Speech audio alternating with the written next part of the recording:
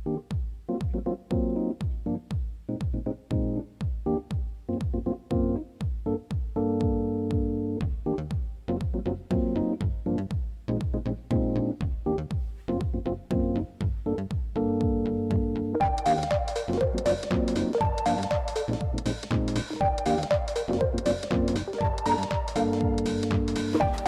up guys? So ngayon ipapakita ko sa inyo kung paano gumawa ng skin tone.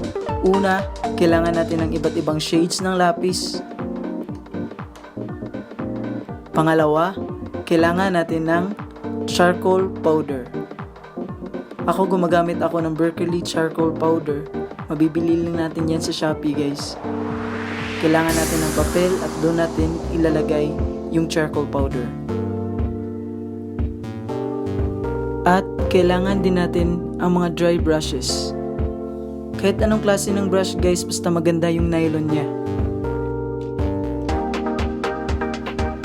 Ito yung madalas na ginagamit ko guys, ang round brush. Pwede din tayong gagamit ng flat brush. Nasa inyo na kung alin ang masiyang yung gamitin guys. Unang gagawin natin dito ay isawsaw natin ang brush sa charcoal. At ipahid muna natin dito sa gilid hanggat mawala yung mga makakapal na powder.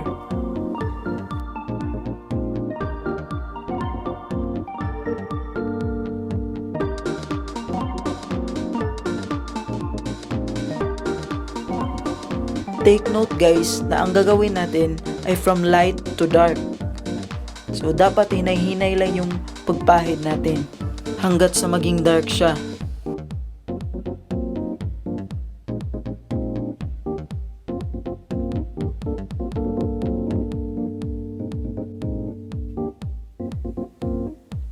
So ang ginagawa natin guys ay yung base tone o yung unang layer.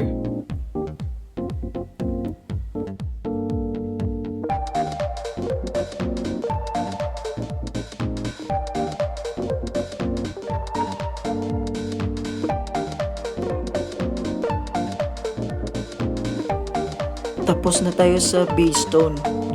Dito naman tayo sa second layer o tinatawag na mid tone.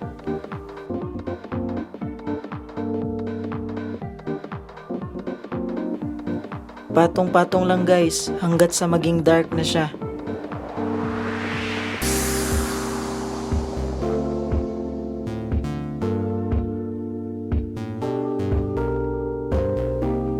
Pwede na tayo gagamit ng lapis guys para sa mga darker areas o para mas ma-achieve natin yung tone value na hinahanap natin.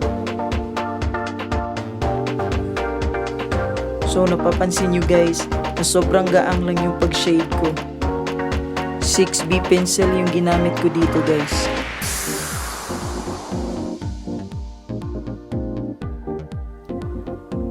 Pagkatapos nating mag-shade gamit ang lapis, gagamit ulit tayo ng brush para maging smooth ito at hindi ito magaspang tignan.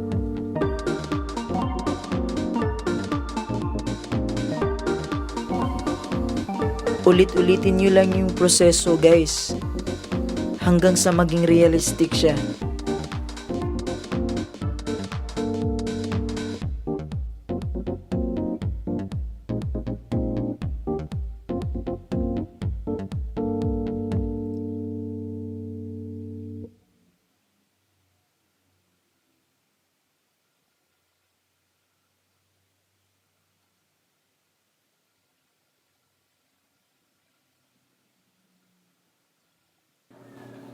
So that's it guys.